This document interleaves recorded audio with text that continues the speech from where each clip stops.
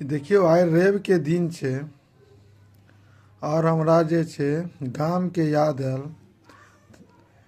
गाम में तो जे छै खेसारी के साग जे छै मिल जाइ छै, लेकिन जे छै अतः बहुत जे छै मुश्किल से मिले छै। हम खेसारी के साग अनलहुँ और जे छै भात और जे छै साग भात के साथ जे छै अल्लू के चोखा जे छै नीक लगै छै। तारे अल्लू के चोखा, ई भेल मुरई के साग, ई भेलै जे छै आलू के अचार। ओहि पर से जे छै अचार, आलू के अचार छै, एहि पर से जे छै कच्चा मिरचाई तरल